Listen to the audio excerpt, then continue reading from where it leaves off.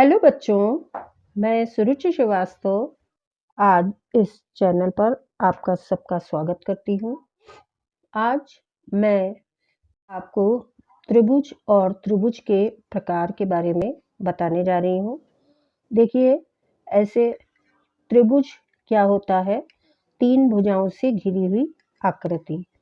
तो इसको हम इस तरफ से अगर ये देखिए मैंने सामंजस्य बना लिया है।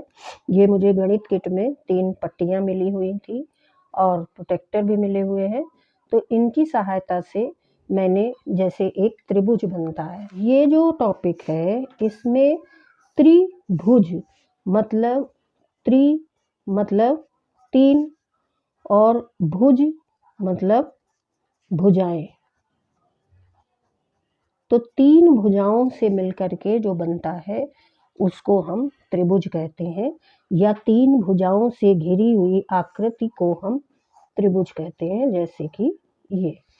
अब देखिए हमारे पास त्रिभुज में क्या क्या होता है।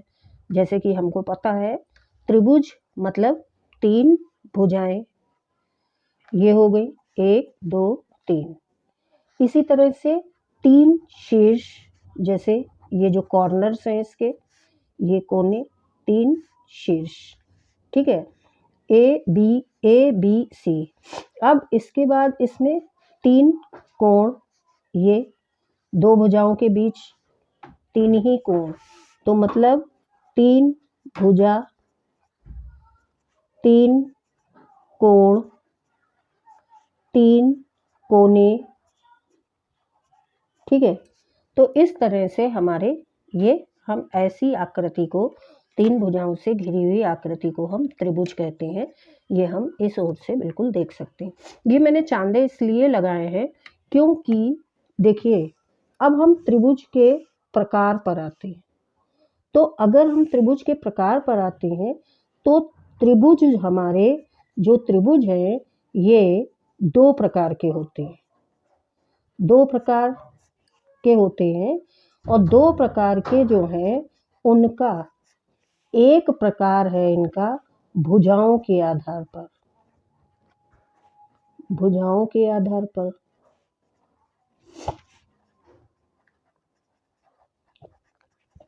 और दूसरा जो है प्रकार है कोणों के आधार पर।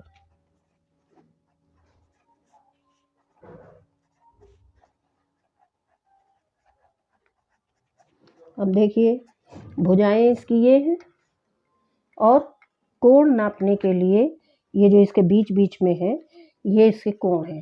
कोण नापने के लिए हमने ये चांदे भी इसी में लगा रखे हैं कि जिससे हम इनको घुमा घुमा के हम बताते रहेंगे कि कौन सा हमारा कैसा त्रिभुज है।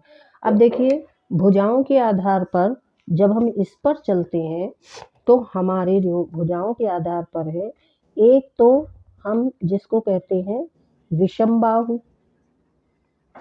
विषम बाहु मतलब जिसकी भुजाएं असमान हो, सभी असमान, सभी भुजाएं असमान, ठीक। दूसरा समबाहु मतलब जिसकी सभी भुजाएं समान। और तीसरा समद्विबाहु क्या हुआ? सम मतलब समान, द्वि मतलब 2 और बाहु मतलब भुजा। तो यानी ये हमारा हो गया 2 भुजाएं समान। अब इसको हम इसमें एडजस्ट करते जाएंगे और लगाते जाएंगे, तो इसका अर्थ समझ में आ गया है ना। अब देखिए जैसी जैसी इसमें जो है विषम बाहु, समबाहु, समद्विबाहु, इसी हिसाब से हम इसको लगाते चलेंगे। मैं इससे नापती हूँ तो ये हमारा आ रहा है 14.5। अब इसी तरह से हम इधर नापते हैं, ये बिंदु 14 है और ये कितना आ रहा है 14।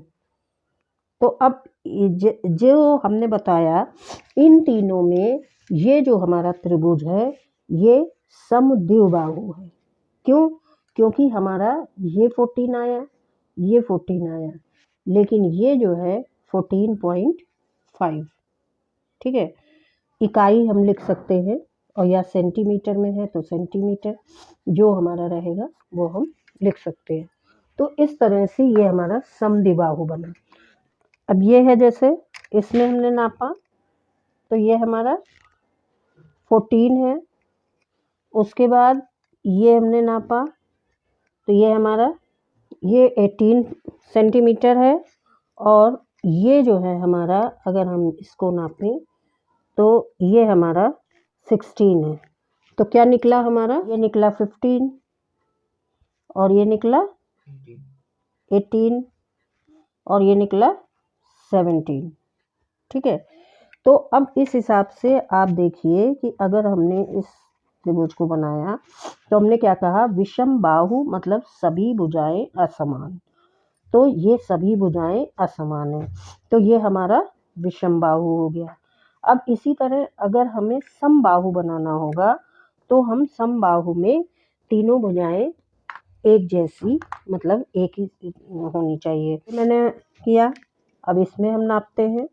ये हमारा, ये देखिए 14 है, इधर से हम नापते हैं, ये भी 14 है, और इधर से जब हमने नापा तो ये भी हमारा 14 है।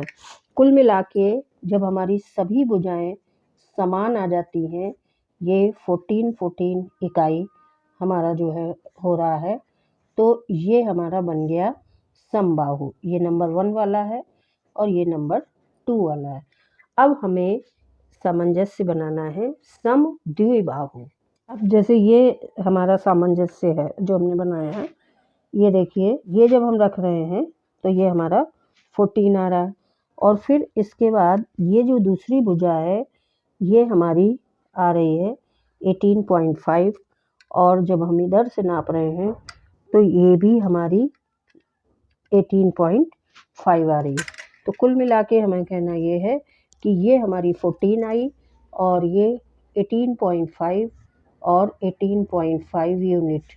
ठीक है, तो इस तरह का जो हमारा त्रिभुज बना कि दो भुजाएं समान हो गई, तो ये हमारा समद्विबाहु त्रिभुज बन गया। नेक्स्ट वीडियो में हम आपको बताएंगे कि त्रिभुज कोणों के आधार पर कैसे कितने प्रकार होते हैं इसके।